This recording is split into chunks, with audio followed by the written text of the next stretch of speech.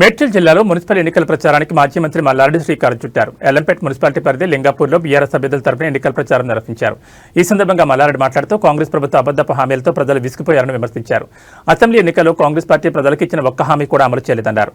ప్రజలు కేసీఆర్ చేసిన అభివృద్ధిని గుర్తు చేసుకుంటున్నారని, మున్సిపల్ ఎన్నికల్లో బీఆర్ఎస్ అభ్యర్థులు భారీ స్థానాల్లో విజయం సాధిస్తారని ధీమా వ్యక్తం చేశారు.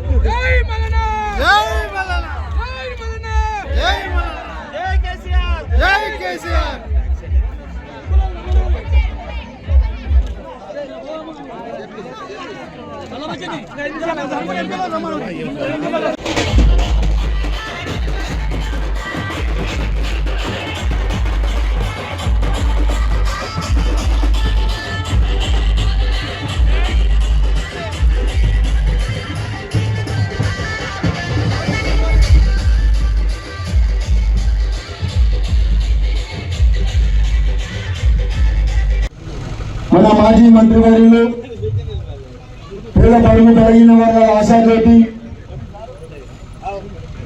మన శాసనసభ్యులు శ్రీ చామకూర మల్లారెడ్డి గారు, అదేవిధంగా చట్టంలో గౌరవనీయులు మన పార్లమెంట్ అభివృద్ధి చేయాలని తింటారా. కాబట్టి మనం ఈసారి కరెక్ట్ గా బుద్ధి చెప్పాలి. కాంగ్రెస్ ఒక్క ఓటు కూడా పళ్ళు పోకుండా ఎల్లబెట్లా మనమందరం కూడా నలుగురిని గెలిపియాలి. బహాలు ఎత్తున్నాం, ఎందుకంటే మన కట్టారు. జై తెలంగాణ, జై కేసీఆర్, జై కేటీఆర్, జై హరీష్ అన్న.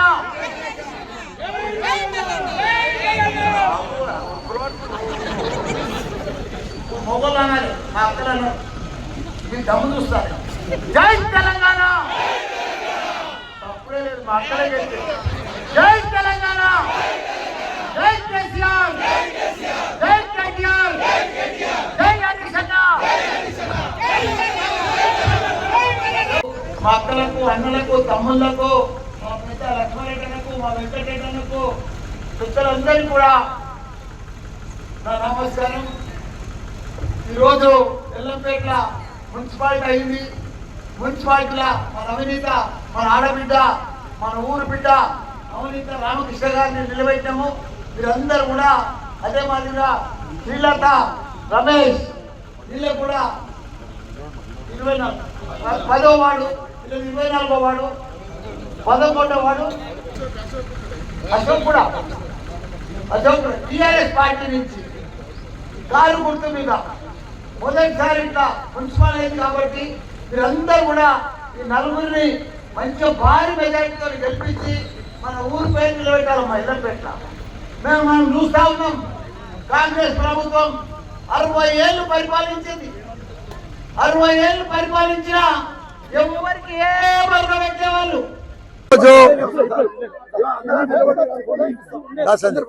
ఈరోజు మా లింగాపూర్ లో దబీర్పూర్ ఆమ్లెట్ లో మా లింగాపూర్ గ్రామం ఇప్పుడు ఒక మున్సిపాలిటీ అయింది.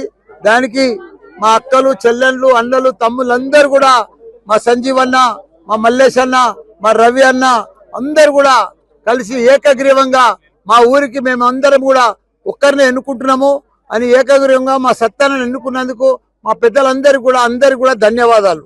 ఇట్లా ఒక గ్రామం అంటే అందరు కూడా ఐక్యమత్యంతో ఉన్నారు, ఒక టీం వర్క్ తో ఉన్నారు.